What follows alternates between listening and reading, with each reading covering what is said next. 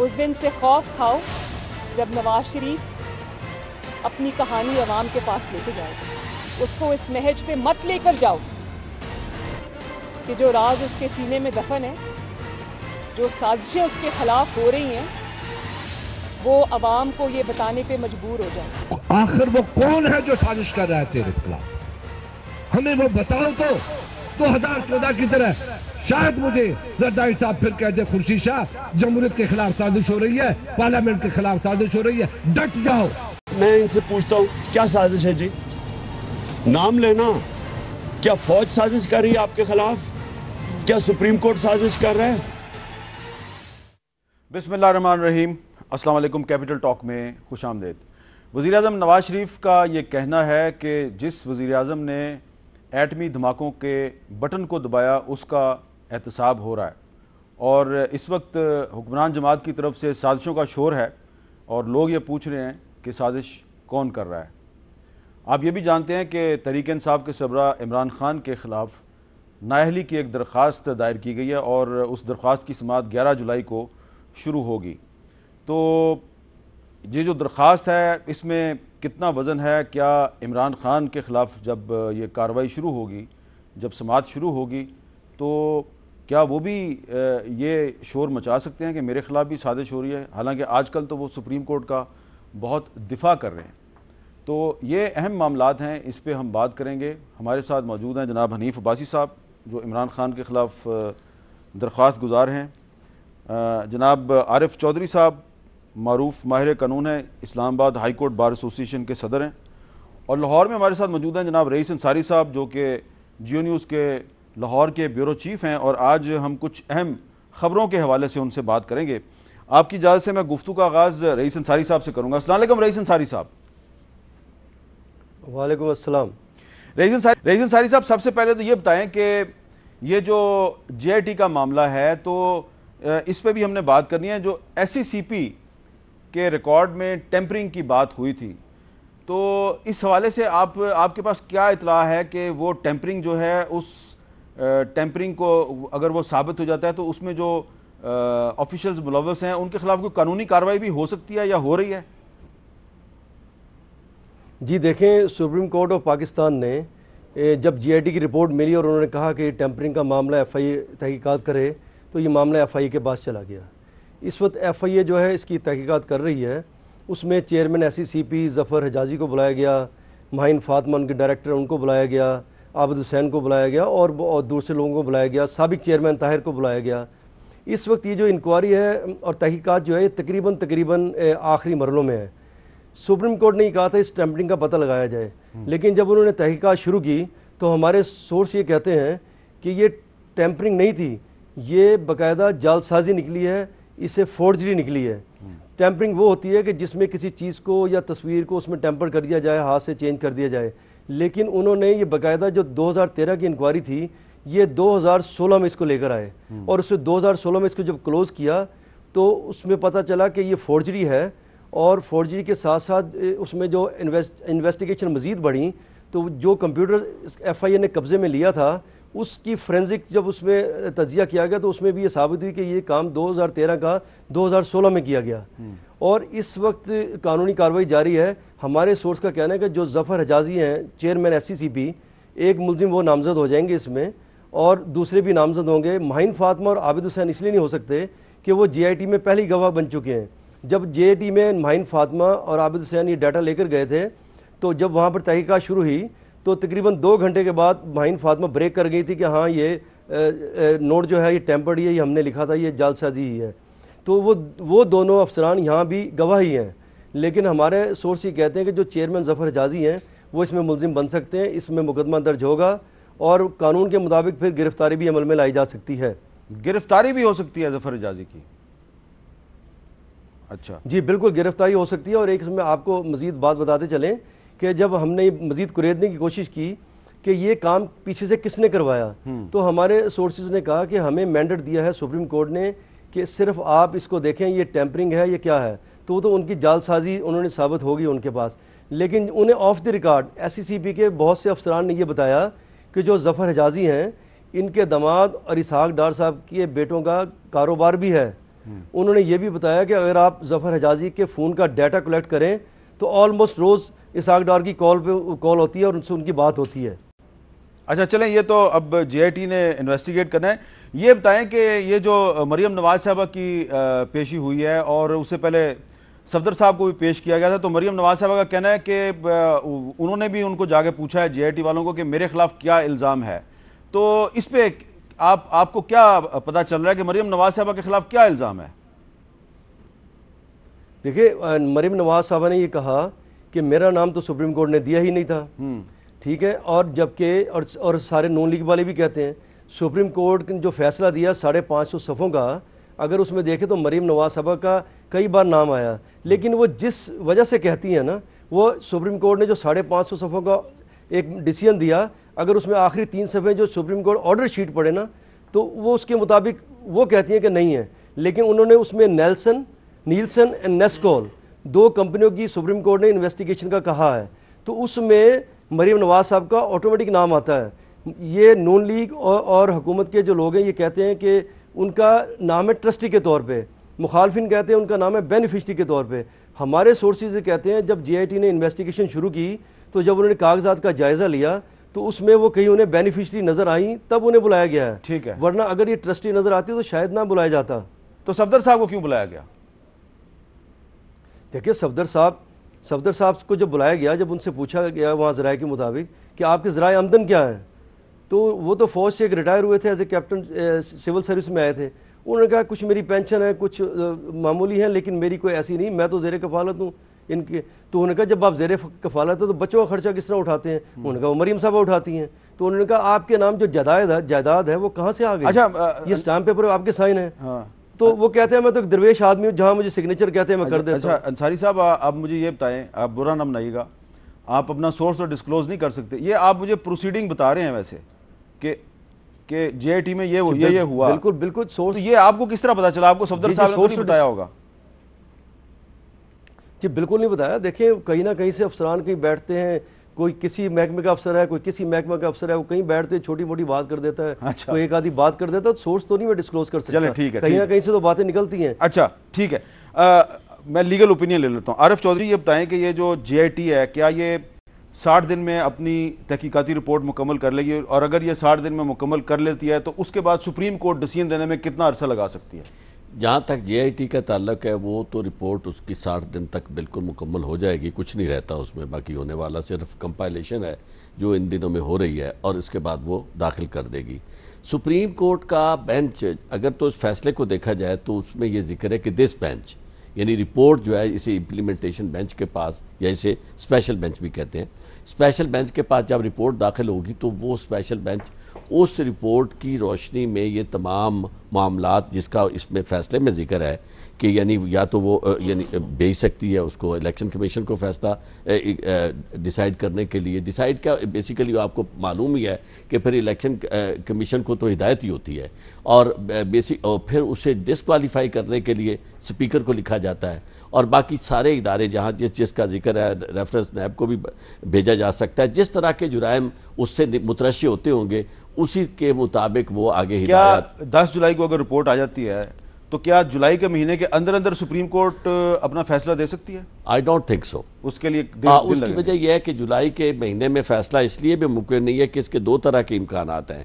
ایک تو یہ ہے کہ یہ جو بینچ ہے یہ کہے گا کہ یہ رپورٹ کو دیکھنے کے بعد کہ بیسک بینچ یہ تو امپلیمنٹیشن بینچ ہے، اور اسے آپ انٹرم آرڈر کہہ سکتے ہیں. فیصلہ تو اسی بینچ کا ہے جو مکمل 5 رکنی بینچ تھا، جس میں 3 کا فیصلہ جو ہے وہ پریویل کرے کو تو ججمنٹ وہ ہے. تو وہ 5 رکنی بینچ بھی بیٹھ سکتا ہے، اور چیف جسٹس کو یہ ریکویسٹ بھی کی جا سکتی ہے کہ وہ اس کے لیے اپنے اور دونوں پارٹیز جو ہیں ان کو رپورٹ دی بھی جا سکتی ہے کہ آپ اپنے اعتراضات بتائیں. رپورٹ تو ہر صورت میں پبلک ہونی ہے، لکھا ہوا ہے اس میں، ٹھیک ہے. اور دوسرا ہے کہ ان پارٹیز کو بھی دینی ہے، انہیں کنفرم تو یہ لگتا یہ ہے کہ 3-4 ہفتے اور لگیں گے. وی نیور نو، یہ تو سپریم کورٹ کے اوپر ڈیپینڈ کرتا ہے، لیکن یہ کہ باہر صورت اس پہ بحث ہونی ہے اور کنفرنٹ کیا جانا ہے، اس کے بعد اس پہ فیصلہ ہونا ہے. اچھا حنیف بازی صاحب، جب رپورٹ جو ہے وہ اس پہ سپریم کورٹ کے امپلیمنٹیشن بینچ کی طرف سے ڈیلیبریشن چل رہی ہوگی، ایک طرف یہ چل رہا ہوگا اور دوسری طرف 11 جولائی کو آپ کی جو درخواست ہے اس پہ بھی سماعت شروع ہو جائے گی. میرا آپ سے سوال یہ ہے کہ آپ کا بنیادی اعتراض عمران خان صاحب پہ کیا ہے، اور آپ الیکشن کمیشن میں کیوں نہیں گئے نااہلی کے لیے ان کی؟ آپ سپریم کورٹ میں کیوں گئے؟ دیکھیں نا، یہ کویشچن آپ ان سے بھی کر سکتے ہیں اور مجھ سے بھی آپ نے بالکل ویلڈ کویشچن کیا. میں چلا گیا، سپریم کورٹ نے اس کو ایکسیپٹ کر لیا. ایکسیپٹ نہ کرتی تو پھر آپ میں کہتا کہ نہیں جی میں غلط کیا ہوں. ٹھیک ہے، اس کا مطلب ہے کہ میں ٹھیک کیا ہوں. اور بڑے سادہ سادہ سوال ہیں، یعنی یہاں تو جی آئی ٹی بنی اور پوچھ رہے ہیں بزرگوں کا جو قبر میں ہیں اور خاندان کا پوچھ رہے ہیں 1937 سے. ہم تو زیادہ دور گئے ہی نہیں. ہم تو 2011 کا حساب مانگ رہے ہیں. تو وہ مصروف کہہ رہے ہیں، کل ٹیلی ویژن کے اوپر میں انٹرویو وہ جو ڈیکلیریشن ہے ان کے الیکشن سر جی، وہ کہہ رہے ہیں 2011 سے پہلے جو ہم نے آڈٹ رپورٹ الیکشن کمیشن میں جمع کروائی ہے اپنے اکاؤنٹس کی، اس کو اب دوبارہ نہیں کھول سکتے. چیلنج کر رہے ہیں، پیش بھی نہیں ہوتے. وہاں سے توہین عدالت بھی ہے، دوسری ایبسکینڈر بھی ہیں دوسری عدالت سے جہاں پہ وہ ایس ایس پی کو مارا ہوا ہے. ہم تو، میں خود ساری زندگی عدالتوں میں پیش ہوں، آج بھی پیش ہوں گے. ایک ٹانگ پہ سپریم کورٹ کے حکم کے مطابق اگر ابھی فیصلہ صبح میرے بارے میں دے دیں کہ آپ نے ایک ٹانگ پہ کھڑے ہونا ہے تو وہ بھی میں کوشش کروں گا ایک ٹانگ پہ کھڑے ہونے کی. اب مجھے یہ بتائیں کہ میں نے یہ کہا ہے، اور یہ میں ڈاکومنٹس روز وہ کہتے ہیں کہ جی یہ جو فارن فنڈنگ ہے اوورسیز پاکستانیوں نے ہمیں پیسہ بھیجا. وہ بھائی جان اوورسیز پاکستانیوں والی بات تو ہم کر ہی نہیں رہے آپ سے، آپ انہیں کیوں گمراہ کرتے ہیں؟ جی میرے پاس یہ لسٹ ہے، یہ لسٹ ہے میرے پاس، جس کے اندر میں آپ کو لسٹ کی کاپی دے دوں گا پروگرام کے بعد، جس کے اندر جب پوچھا گیا یہ پیسہ کہاں سے آیا ہے، یعنی پہلے ہی ہم نے پیش کیا گوسٹ، ایچ او پی این ہے، یہ کیا ہے، ایف ایس کیا ہے، کیش کیا ہے. ٹھیک ہے، یہ کتنی ٹرانزیکشنز ہیں؟ 47 کے قریب.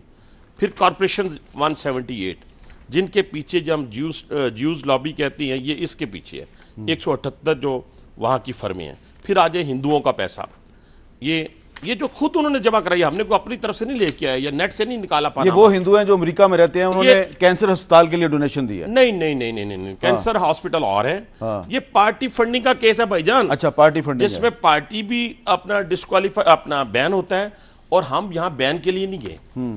ہم جب یہ اکاؤنٹس جمع کرواتے ہیں، ہر پارٹی ہیڈ جو ہے وہ اپنا ایک سرٹیفکیٹ دیتا ہے کہ جی ہم نے فارن فنڈنگ کوئی ریسیو نہیں کی. ٹھیک ہے جی، عمران خان صاحب نے 4 سرٹیفکیٹ دیے ہیں، تو ہم ان کو اسی طرح ڈسکوالیفائی کروانا چاہتے ہیں جس طرح باقی لوگ اس 70 سال میں یا 65 سال میں یا 66 سال میں سپریم کورٹ نے کی ہیں. پھر 2 چیزیں اور، یہاں تو کیس زیادہ پیچیدہ نہیں رہا نا ہمارے میں، تو آپ کو جو ہے وہ بہت ساری چیزیں ایسی ہیں جن کا کوئی لینا دینا نہیں، بیچ میں ڈل گیا نا.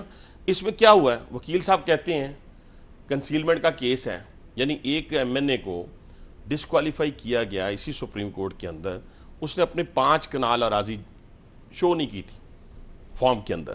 ٹھیک ہے سر، یہاں پہ انہوں نے کہا کہ ہم نے نہ نیازی سروسز آج تک شو کی، ہم سے غلطی ہو گئی، یہ آن ریکارڈ چیز موجود ہے.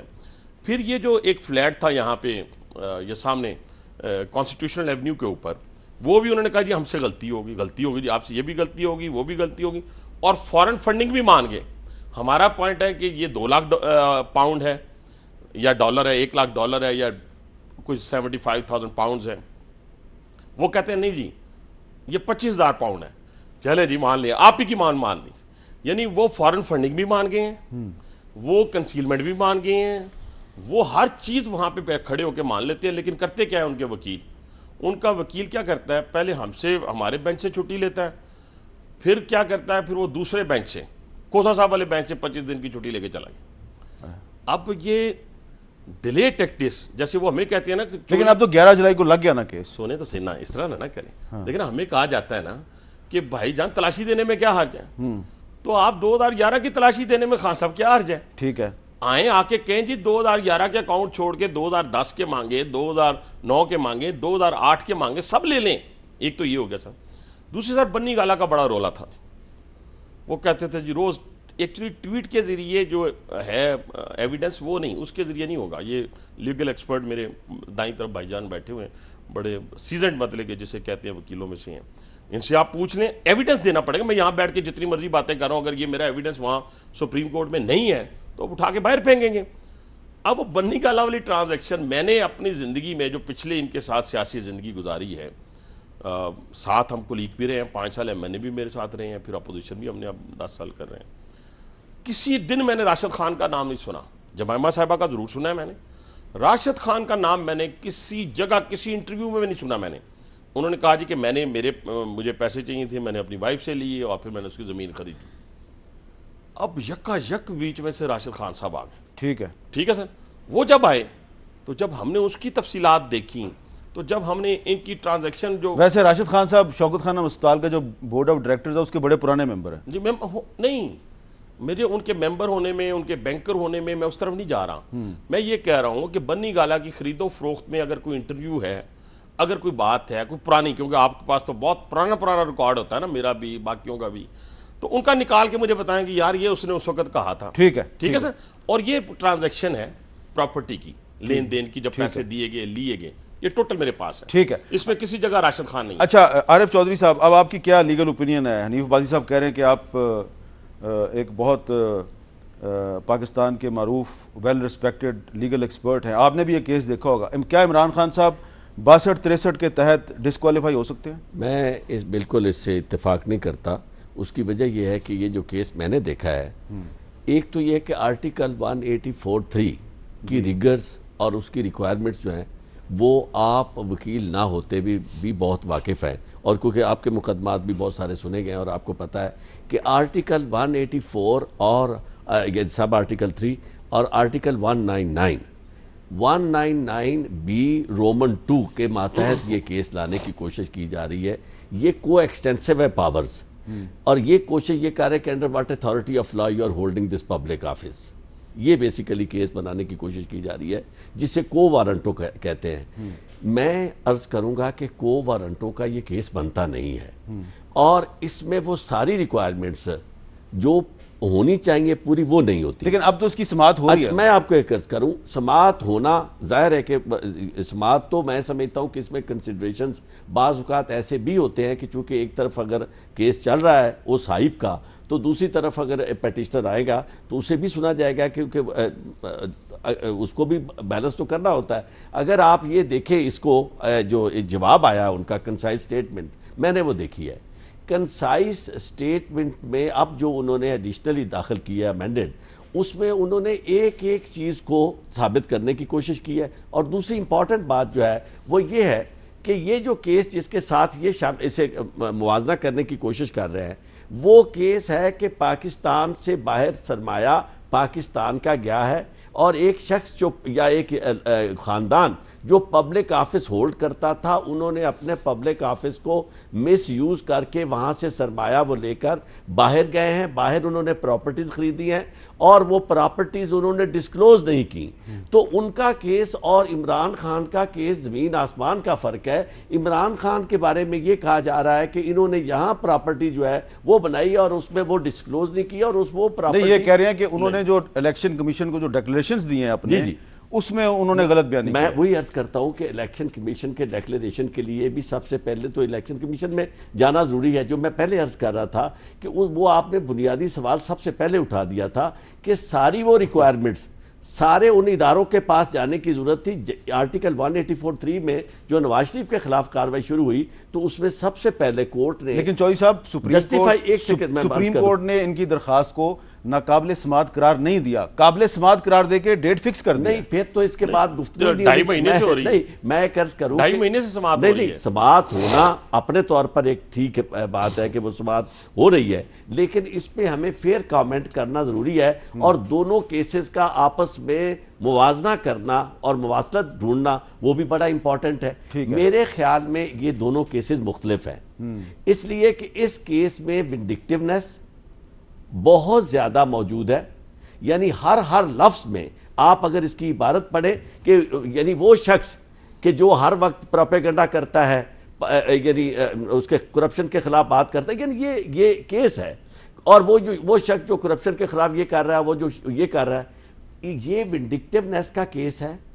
وہ کیس دوسرا جو ہے وہ ونڈکٹیونیس کا کیس نہیں ہے، وہ کیس انہیں اچھا انہوں نے جو ابھی راشد خان صاحب کے حوالے سے بات کیا، تو وہ جو ایڈیشنل آج انہوں نے ڈاکومنٹس جمع کروائے ہیں، اس میں وہ مسئلہ حل ہو گیا آپ کے خیال میں؟ میرے خیال میں تو اس کا مسئلہ حل ہے. اس کی وجہ یہ ہے کہ میں تو اسے ایک ایک کو دیکھ رہا ہوں کہ انہوں نے چھوٹی سے چھوٹی تفصیل جو جمائمہ خان نے جتنی رقمیں بھیجی ہیں وہ لکھی ہوئی ہیں.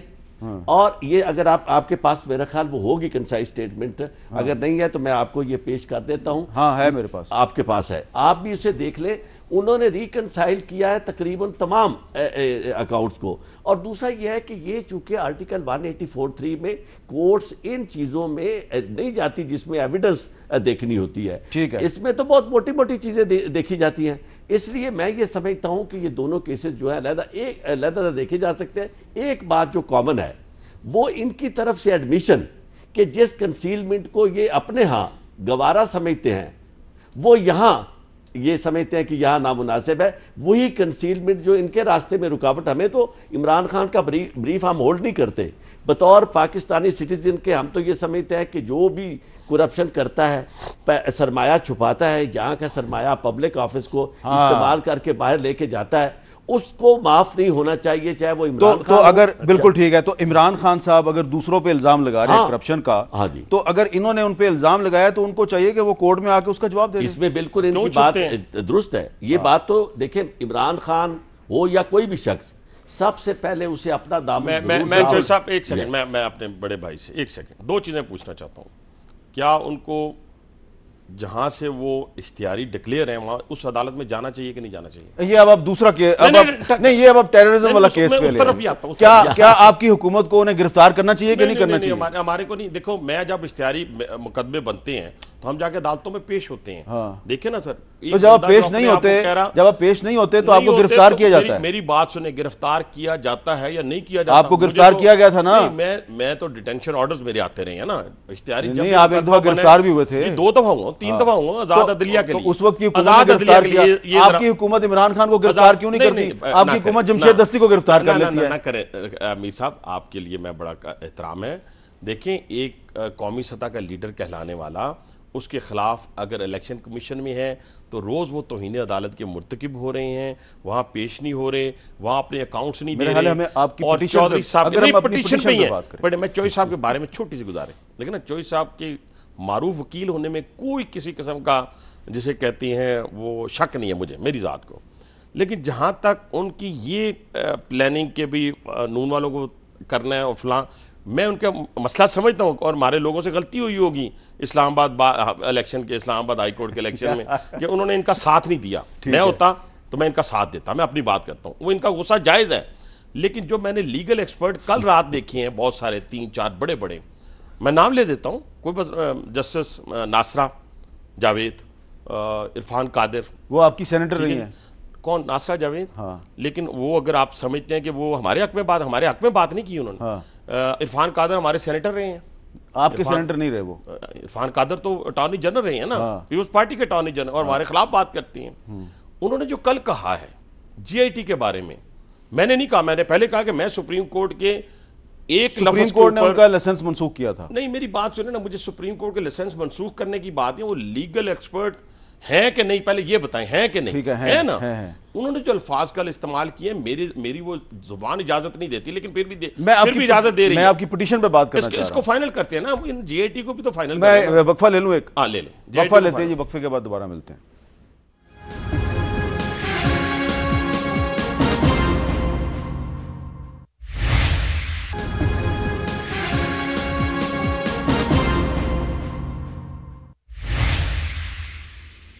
وقفے کے بعد کیپٹل ٹاک میں دوبارہ خوش آمدید. عمران خان صاحب پہ بہت سے الزامات لگائے جا رہے ہیں, عمران خان اپنے مخالفین پہ بہت سے الزامات لگائے جا رہے ہیں, لیکن اس میں اب ایک نیا پہلو آ گیا ہے کہ کچھ جو دونوں اطراف کے گھروں کی جو خواتین ہیں ان کا بھی نام آنا شروع ہو گیا. اس پہ عمران خان صاحب نے آج ایک بات کی ہے, ذرا سنیں کیا کہا ہے. اسحاق ڈار نے بھی اس طرح کی باتیں کی کہ خواتین بلائی جا رہی ہیں اور عورتوں کو, اور میری بہنوں کے بھی نام لیے. تو یہ بھی بڑا یہ کہا کہ جناب یہ دیکھیں, عورتوں کو جس طرح مریم نواز کو, جس طرح کوئی ہمارا کوئی قصور ہے, میں ان کو یاد کرانا چاہتا ہوں. جمائمہ 21 سال کی لڑکی مسلمان ہو کے پاکستان آئی, انہوں نے پوری کیمپین اس کے خلاف چلائی, وہ یہودی لابی ہے. ابھی بھی وہ 13 سال سے طلاق ہے. وہ اسحاق ڈار کو شرم نہیں ہے اس کا نام لیتے ہوئے. وہ پہلے تو اپنے تھوڑی سی ذرا ایک گوگل کر لیں, پتہ چل جائے گا آپ کو کہ وہ یہودی تھی یا عیسائی تھی. اچھا عبادی صاحب, جو خواتین سیاست میں نہیں ہیں ان کو ہم اس میں کیوں گھسیٹ لیتے ہیں؟ دیکھیں, یہ کلچر پہلے نہیں تھا میر صاحب. اگر آپ کو یاد ہو, 10 سال میں پارلیمنٹ میں رہا ہوں, وہاں ایم کیو ایم بھی تھی, وہاں پیپلز پارٹی بھی تھی, وہاں دوسری مذہبی جماعتیں بھی تھیں. ٹاک شو بھی کرتے تھے ہم, پارلیمنٹ کے اندر بولتے بھی تھے. ایون ایم کیو ایم کا جب زہر نہیں نکلا ہوا تھا, آج تو زہر نکل گیا نا, تو میں سب سے زیادہ بولتا تھا انہی کرسیوں پہ بیٹھ کے. اور آپ نے دیکھا کہ اس کے بعد کیا ہوتا تھا کہ اگر کسی جگہ ہم مل جاتے تھے تو عزت کے ساتھ, کبھی گالی نہیں آئی تھی, کبھی اس ٹیلی فون کے اندر کسی کی ماں بہن بیٹی کو سوشل میڈیا کے ذریعے گالیاں نہیں دی جاتی تھیں. یہ رواج 2013 کے الیکشن میں پی ٹی آئی نے پیدا کیا ہے. میں آپ کی بات سے اتفاق کرتا ہوں کہ جو ماں بہن بیٹی سیاست میں نہیں, اس کو نہیں لانا چاہیے. لیکن ہوا کیا ہے خان صاحب کو ذرا تھوڑا سا آپ, یہ جو ایک نیازی سروسز تھیں اس کی 3 بچیاں ہیں, 3 بچیاں, 3 آف شور اور ہیں, 4 آف شور ہیں عمران خان صاحب کی, جو ہم نے ڈیٹیلز دی ہیں. ان میں ڈائریکٹر ہماری وہ بہنیں ہیں جو عمران خان صاحب کی بہنیں ہیں, وہ ڈائریکٹر ہیں. جب وہ ڈائریکٹر ہوں گی تو پھر جب جے آئی ٹی بنے گی تو اس طرف اشارہ ہے کہ جب جے آئی ٹی اس کی بھی بنے گی, اس کیس کی بھی, تو اس میں ان کو بلایا جائے گا نا, ان سے پوچھا جائے گا کہ آپ سے صرف دستخط کروائے گئے ہیں یا آپ کے نام کی کوئی پراپرٹی دبئی میں, لنڈن میں ہے. یہ ہے ایشو. اچھا, اب آپ نے ایک پرانی بات کی ہے, جب ایم کیو ایم آپ کے ساتھ پارلیمنٹ میں تھی اس زمانے میں وہ اس طرح کی باتیں نہیں کرتے تھے, تو میں آپ کو کنٹراڈکٹ نہیں کر رہا, صرف آپ کو کچھ یاد کروانا چاہ رہا ہوں. پہلے تو سنتے ہیں کہ ابھی کچھ ہی دن پہلے اسحاق ڈار صاحب نے ہمارے ساتھ اس پروگرام کیپٹل ٹاک میں 62-63 کی بات عمران خان صاحب کے ساتھ کے بارے میں کس طرح کی تھی. 62 کی بات ہو رہی ہے نا, 62-63 کی, وہ اپنے گرمان میں جھانکے نا, وہ اپنا ڈی این اے کروائیں تو ان کو پتا چل جائے گا کہ وہ 62 میں قابل ہیں کہ نہیں ہیں. ادھر ہی فارغ ہو جائیں گے وہ ڈی این اے کرانے کے بعد. اچھا, اب یہ جو ڈی این اے کی بات کی ہے نا اسحاق ڈار صاحب نے, یہ 2013 کے الیکشن کے بعد کیا ہے, لیکن 2013 کے الیکشن سے پہلے بھی کچھ لوگ ڈی این اے کی بات کرتے تھے. اور کون لوگ کرتے تھے؟ بابر اعوان صاحب کرتے تھے. کہاں پہ کرتے تھے؟ یہیں پہ میرے ساتھ بیٹھ کے کرتے تھے. سنیں ذرا کیا کرتے تھے. تو آپ پہ جو اخلاقی الزامات ہیں کلیئر ہوئے کہیں؟ پیٹرنٹی کا ایشو ڈیسائیڈ ہوا کسی جگہ؟ ٹیرین والا درج نہیں نہ ہوا کہیں پہ. دیکھیے نا, یہ باتیں نہ چھیڑیں یہاں پہ, اس لیے آپ انصاف کی تحریک کے قائد بنے ہوئے ہیں, آپ کی بے انصافی عالمی سطح پہ مشہور ہے. سو ان قصوں کے علاوہ میں سمجھتا ہوں let's be positive, let's be futuristic. چلیں اب ان کو ان کو ابھی آصف زرداری صاحب کا ٹیلی فون آیا ہے جس پہ انہوں نے یہ نئی چیز لے کے, بہرحال میں کہتا ہوں میں آصف زرداری کو ایک بات کہنا چاہتا ہوں. آصف زرداری, میں تمہاری پرسنل لائف کے اوپر بات نہیں کروں گا. آپ اگر فرشتے ہیں تو یہ بات کریں, نہیں تو یہ جو ان کو آپ نے پیٹرنٹی سوٹ بتایا, میں آپ کی پرسنل لائف میں وہ بات کر رہا ہوں. اس غریب قوم کا جو آپ نے پیسہ لوٹا ہے نا, میں اس کی بات کر رہا ہوں. اچھا, اب یہ اسحاق ڈار صاحب جو آج 62-63 کی بات کر رہے ہیں, یہ میں نے آپ کو ایویڈنس پیش کر دی کہ یہ 2008 میں اس وقت کی حکومت کے وزیر بابر اعوان صاحب نے عمران خان پہ یہ الزام لگایا تھا, اور اب بابر اعوان صاحب عمران خان کی پارٹی میں ہیں. لیکن یہ اس سے بھی پہلے ایم کیو ایم کے جو وزیر تھے مشرف حکومت کے, وہ بھی عمران خان پہ یہ الزامات لگا چکے ہیں, بہت کھلم کھلا لگا چکے ہیں. کہاں پہ لگا چکے ہیں؟ یہیں پہ, اسی پروگرام میں میرے سامنے 2 فیڈرل منسٹرز الزام لگاتے رہے, اور عمران خان صاحب نے کیا جواب دیا ذرا سنیں, دیکھیں. اب یہ جو کیس کی بات کریں لاس اینجلس کے, دیکھیں جی یہ ہم نے تو یہ بات کی ہے, جو بچی ہے, یہ بچی دیکھ لیں آپ, یہ ان کی بیٹی ہے یا نہیں ہے. ایک آدمی جو مسلمان ہو اور وہ نکاح کے بغیر کسی کے ساتھ رہے, اور اس کی بچی اگر پیدا ہوتی ہے, تو کیا وہ جائز ہے معاملہ؟ اگر وہ جائز ہے اسلام میں, ہمیں کوئی اعتراض نہیں ہے. اور آرٹیکل 62-63, اور جہاں تک ججمنٹ کی آپ بات کر رہے ہیں کہ لاس اینجلس کورٹ نے تو آپ کو پکڑا نہیں, تو وہ ججمنٹ کوئی کرمنل تھوڑی تھا. اس نے تو یہ کہا ہے, اس ججمنٹ کی کاپی بھی ہے, اس میں تو یہ دیا گیا ہے کہ یہ جو بچی ہے جس کے لیے وہ کیس کیا گیا تھا, وہ اس کے آپ والد ہیں. یہ 3 لائنوں کی ججمنٹ ہے. جی ہاں, اس میں کلیئر کیا ہوا 1 2 3, اس میں انہوں نے کیا, یہ کاپی لیں. کوئی ڈی این اے ٹیسٹ ہے آپ کے وکلا نے, آپ نے جا کے کلیم, مجھے کوئی دنیا میں کہہ دے جی میری بچی کے آپ باپ ہو, میں تو جاؤں گا کیسے ہو بھائی, ڈی این اے لو, یہ کراؤ, اور یہ دیکھ لیں شکل ماشاءاللہ نہیں مل رہی آپ سے, یا مان لو. دیکھو یہ ہم ان کے خلاف نہیں کر رہے, ہم سیاست نہیں کر رہے, ہم اس بچی کو حق دلانا چاہتے ہیں. کل کو کوئی این جی او کھڑی ہو جائے, لیکن اتنے سالوں کے بعد آپ کو یاد ہے, عمران اس کا جواب دینے. کتنی تکلیف ہوگی ان کو ایک بچی کے پیچھے, ان کو وہ سیٹا وائٹ کی کتنی فکر ہوگی اس کی بچی کے پیچھے, اور ایک دم ان کو یاد آ گیا ہے کہ جناب کوئی پیٹرنٹی سوٹ ہو گیا 4 سال کے بعد. ان کو یاد اس لیے آ گیا ہے کہ ان کو فکر یہ پڑ گیا ہے کہ الطاف حسین کے خلاف میں نے پروسیڈنگز لنڈن میں شروع کر دی. یہ اگر اس کی جگہ نا مجھے یہ بھی ایک دینا کہ آپ کو پھانسی کی سزا ہونے لگی ہے پھر بھی الطاف حسین کے خلاف کیس میں آپ اس کا جواب دو یار، الطاف حسین کو چھوڑو، آپ بتاؤ بچی کے والد ہو یا نہیں، آپ اس پبلک کو بتاؤ آج، ورنہ میں ڈی این اے کرواتا ہوں آپ کا۔ دوسری بات میں آپ کیسے ڈی این اے کروائیں گے؟ ہم بھی پھر یہ اگر سچے آئے چلیں آپ ثابت کریں قوم کو نہیں۔ دوسری بات میں اس کو بابر کو یہ کہنا چاہتا ہوں، میں صرف آپ کو یہ کہنا چاہتا ہوں کہ آپ اس طرح کی اور بھی چیزیں لے آئیں، آپ فکر نہ کریں، پیچھے نہیں ہٹوں گا میں، یہ یاد رکھنا بابر صاحب، یہ جو اور اس طرح اور دکھاتے رہے۔ عارف چودھری صاحب ایک منٹ میرا لے لیں، میں نے آپ کو ریمائنڈ کروا دیا، یہ باتیں ساری ہو چکی ہیں۔ ایک منٹ میرا لے لیں، صرف ایک منٹ، میں معذرت کے ساتھ۔ دیکھیں سر، جب آپ پولیٹیشین بنتے ہیں اور میدان میں آتے ہیں تو پبلک پراپرٹی بن جاتی ہے۔ ٹھیک ہے، جب آپ کے پروگرام کے ذریعے میں کہتا ہوں کہ اگر میرے سے کسی نے 5 لاکھ روپیہ لینا ہے تو آپ کو فون کرے، ایویڈنس لائے، یا ویسے تانا دے دے کہ میں لینا تو میں فوراً پہنچ آؤں گا آپ کے پاس۔ اگر مجھے کوئی کہے آج کہ اپنا ڈی این اے کرواؤ 2 چیزوں کے اوپر، کہ تم ایڈکٹ تو نہیں ہو کسی چیز کے، تو میں صبح جانے کے لیے آپ کے ساتھ اپنا ٹیسٹ کروانے کے لیے تیار ہوں۔ اگر کوئی اللہ نہ کرے وہ دن آئے کہ کوئی آ کے کہہ دے خاتون کہ یہ فلاں جو ہے یہ اس کا ہے، تو اس کے لیے بھی میرا ڈی این اے آپ کو آفر ہے۔ یہ برا منانے کی ضرورت اچھا عارف چودھری صاحب، میں نے تو یہ صرف اس لیے کچھ پرانے کلپس اس لیے دکھائے ہیں یہ پروو کرنے کے لیے کہ ڈار صاحب آج جس 62 63 کی اور ڈی این اے کی بات کر رہے ہیں، یہ باتیں پہلے پیپلز پارٹی بھی کر چکی ہے، اس سے پہلے ایم کیو ایم بھی کر چکی ہے، اور عمران خان جو ہے انہوں نے ڈینائی نہیں کیا، نہیں انہوں نے ان چیزوں کا مقابلہ کیا ہے، ان تمام الزامات کا انہوں نے سامنا کیا ہے۔ بہت سے لوگ کہتے ہیں جی الزامات کا سامنا انہوں نے نہیں کیا، انہوں نے کیا ہے۔ اب اس پہ آپ کی رائے ہو سکتی ہے، لیکن میں آپ سے پوچھنا یہ چاہ رہا ہوں کہ یہ سارا قصہ عمران خان صاحب کے خلاف یہ ایم کیو ایم نے شروع کیا، پھر پیپلز پارٹی اس کو لے کے آگے چلی۔ اب اسحاق ڈار صاحب یہ 62 63 کی بات کریں، عباسی صاحب کی پٹیشن میں یہ والا الزام نہیں ہے، ان پہ غلط بیانی کا الزام ہے۔ یہ 62 63 کا معاملہ جو ہے یہ اگر شروع ہوتا ہے اور پاناما کیس میں بھی اگر یہ آتا ہے تو یہ معاملہ کہاں تک جائے گا؟ لیگل ایکسپرٹ کی حیثیت سے بتائیے کہ اگر عمران خان صاحب پر بھی آپ یہ لگانا چاہتے ہیں تو اس کے بعد پھر تو پوری ایک اسمبلی میں ایک لمبی لسٹ ہے لوگوں کی، 62 63 کی تلوار تو سب پہ چلے گی۔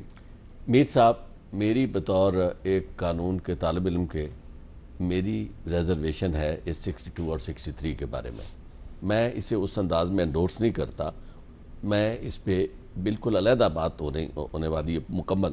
اصل معاملہ جو اس وقت آپ سے میں شیئر کرنا چاہتا ہوں وہ یہ ہے کہ اس سارے سلسلے میں سب سے جو ورسٹ کیجویلٹی ہے وہ ہمارا ویلیو سسٹم ہے، جس میں مجھے نظر نہیں آ رہا کہ پرائم منسٹر جو سمبل ہے پاکستان کی سوسائٹی کی اقدار کا، ویلیوز کا، اس سے لے کر اس کے وزیروں تک اور اس کی اولاد تک بات الزام کی کرنے کی بجائے اور اسے صاف کرنے کی بجائے، اپنا ثبوت دینے کی بجائے اس طرح کی گفتگو ہو رہی ہے۔ مجھے خطرہ یہ محسوس ہو رہا ہے کہ یہ سوسائٹی اس سارے المیے سے نکلنے کے بعد اس کا ادروائز کیا ہوگا کہ کل کو ایک بات تو آپ سے ابھی بھی تھوڑی دیر پہلے شیئر ہو رہی تھی، ایک تو یہ ہوا کہ یہی کام جو آج کر رہے ہیں ہمارے لوگ یہاں کھڑے ہو کے، سپریم کورٹ اور اس کے ماتحت بنائی جانے والی جے آئی ٹی اور اس جے آئی ٹی کے اندر کام کرنے والے افسران اور ان کے بچے اور ہر ایک شخص جو ہے وہ ان کی زد میں ہے، اور الزام لگانے والا جو پیٹیشنر بھی اپنے طور پہ اس کی پیٹیشن نہیں ہے، کہیں سے اسے کیس ملا ہے اور اس نے پرسو کیا ہے، اس کے خلاف جو ہو رہا ہے، اس ساری گفتگو کو اگر سندھ کا کوئی شخص یا کسی دوسرے صوبے کا کوئی شخص کر رہا ہوتا تو آپ دیکھتے کہ کیا حالت ہوتی۔ اب ہماری صورتحال یہ ہے کہ وہ سارے صوبوں والے یہ دیکھ رہے ہیں کہ بھئی آپ کی اپنی عدالت ہے، آپ پرائم منسٹر ہیں اور آپ کے اپنے آفیسرز ہیں، یہ بیوروکریسی کس کی ہے؟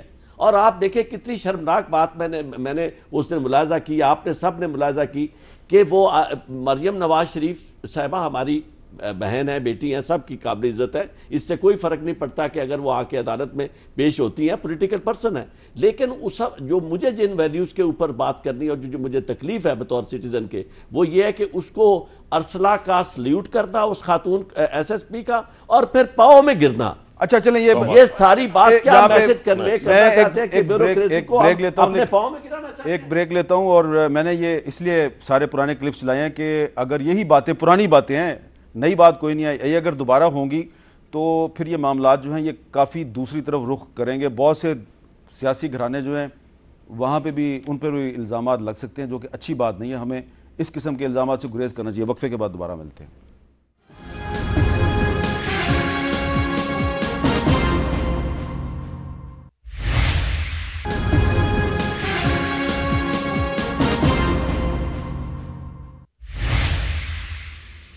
وقفے کے بعد گفتگو میں دوبارہ خوش آمدید. جلدی سے میں لاہور چلوں گا, رئیس انصاری صاحب سے بات کروں گا.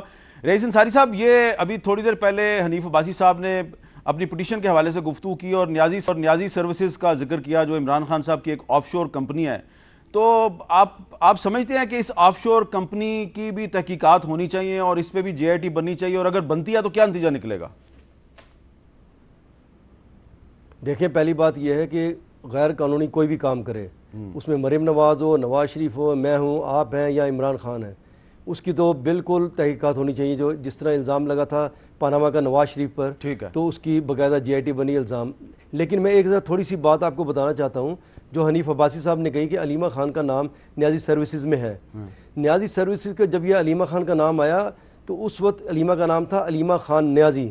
جس طرح عمران خان جب کوئی ڈاکومنٹ میں اپنا نام لکھتے ہیں تو عمران احمد خان نیازی لکھتے ہیں, عمران خان نہیں لکھتے. اور شادی کے بعد علیمہ خان کا نام ہو گیا علیمہ خانم, لیکن جو وہاں ان کا ڈائریکٹر کے طور پہ نام لکھا ہے وہ علیمہ خان لکھا ہے نہ علی. اس وقت اگر لکھا جانا چاہیے تھا تو علیمہ خان نیازی لکھا جانا چاہیے تھا. یہ اس کی بھی تحقیق ہونی چاہیے کہ نام ان کا جو لکھا ہے کس نے لکھا, کس طرح لکھا, اور یہ کہاں سے نام آ گیا. ان کو تو یہ نام وہ ڈائریکٹر تھی یا نہیں تھی؟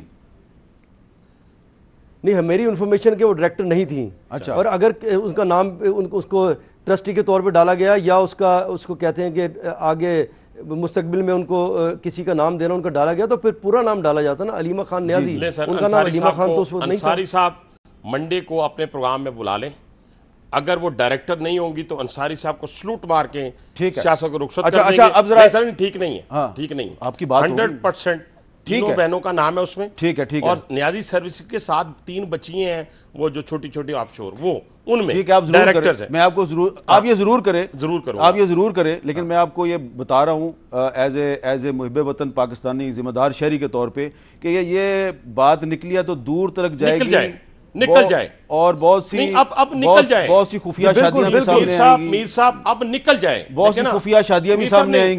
میر صاحب نہیں, انڈر دا کارپیٹ نہیں.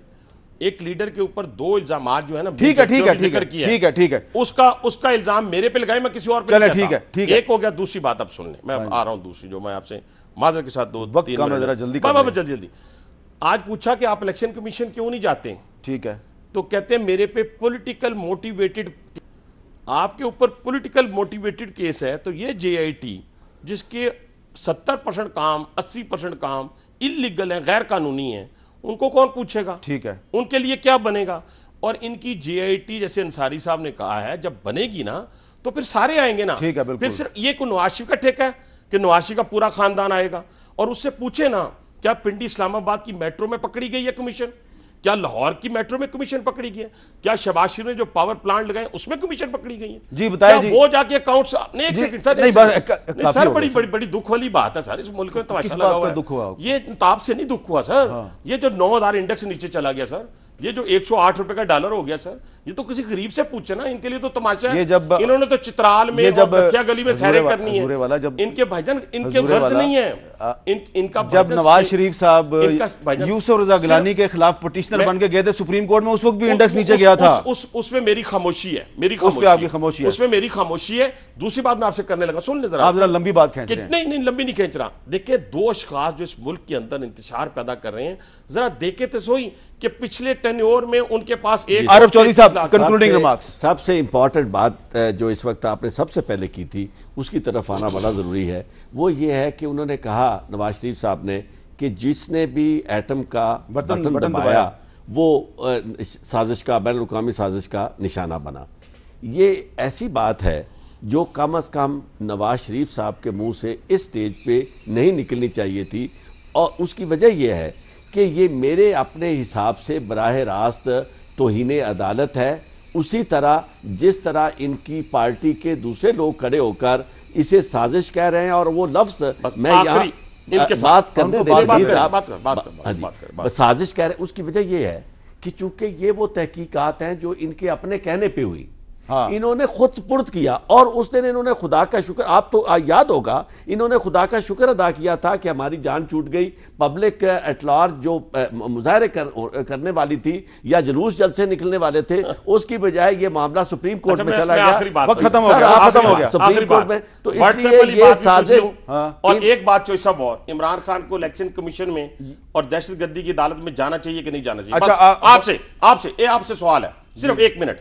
میں سب سے زیادہ میں سمجھتا ہوں کہ ان کی ذمہ داری ہے کہ جو بھی قانون کا جس نے قانون شکنی کی ہے، جو ایبسکانڈر ہے، اسے گرفتار کرے، اور اگر یہ نہیں کرتے تو یہ ان کی نااہلی ہے۔ یہ اچھا، آپ دونوں کا بہت بہت شکریہ، اور میں چلتے چلتے صرف اتنا ہی کہوں گا کہ قوموں کی زندگی میں، ان کی تاریخ میں ایسے موقع آتے ہیں جب کہ سیاستدانوں کو اور حکمرانوں کو قوم کے لیے قربانی دینی پڑتی ہے، لیکن قوم سے حکمرانوں کو قربانی نہیں مانگنی چاہیے، اور جو قومی ادارے ہیں ان کو سیاست کی نظر نہیں کرنا چاہیے، اور مشکل وقت میں جو قومی ادارے ہیں ان کی ساکھ پر حملہ نہیں کرنا چاہیے۔ اجازت دیجیے، اللہ حافظ۔